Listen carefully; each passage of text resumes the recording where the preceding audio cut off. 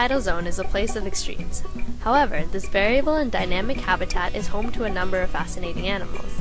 These animals live in a setting that is constantly changing by the hour. They have somehow adapted to be able to adjust to such swift daily changes and to live in an incredibly wide range of conditions. To see just how extreme the conditions in the tide pools get as the tide rises and falls here in Punta Culebra, we decided to measure how much certain chemical and physical parameters change throughout the day.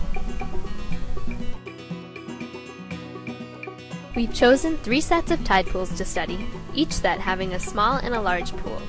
For each low tide, we are taking 3 sets of measurements. One that is 3 hours before the lowest point to see conditions at the beginning of the low tide, one that is at the lowest point, and one that is at 3 hours after the lowest point, right before the tide rises again and refreshes the pool. We've chosen to sample tides that occurred at midnight, sunrise, midday, and sunset. The low tide occurs twice a day and generally leaves these pools exposed to the elements for about 6 hours at a time. During these 6 hours, the photosynthesis and respiration of the organisms in the pools, along with the evaporation caused by the sun, change the conditions in the pool. We are measuring temperature, salinity, and dissolved oxygen using an electronic probe that is designed for these experiments. The YSI Pro 2030 is the instrument that we have in the Collin Lab. For pH, we collect water samples to take back and measure in the lab with a pH probe. From the data that we've collected, it's clear that there is a great deal of difference between the changes exhibited during the day and the changes exhibited at night. During the day, when the sun is out, the pools warm up quickly and there is much more evaporation. The salinity can get up to 40 parts per thousand on hot sunny days, but can drop to almost 0 when it rains. In this study, we've seen water temperature range from 25 degrees Celsius to 36 or 37 degrees Celsius, depending on how much sun there is. We can also see a lot of correlation between the different parameters. For example, pools with lower dissolved oxygen generally have lower pH. Why does this make sense?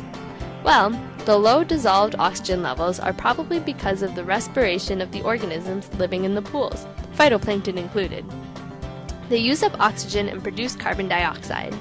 CO2 reacts very quickly with water, H2O, to form carbonic acid, H2CO3. This then dissociates to bicarbonate, HCO3-, and an H+ ion. The addition of H+ ions will make the water more acidic, thus lowering the pH. Remember that high pHs are more basic and low pHs are more acidic. The average pH of the ocean is accepted to be about 8.2. In the tide pools, we saw that at night, these pools can have pHs as low as 7.54 due to respiration, and as high as 8.88 during the day when photosynthesis processes use the carbon.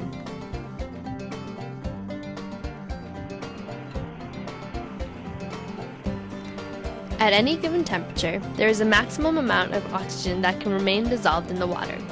The DO percent tells what percentage of the maximum amount of oxygen is present in the pools. Dissolved oxygen percent can get above 200% during the day with photosynthesis. They are so oversaturated that oxygen is being released from the pools into the atmosphere.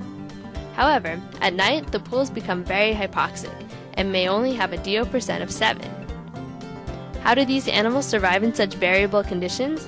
What kind of special adaptations do they have?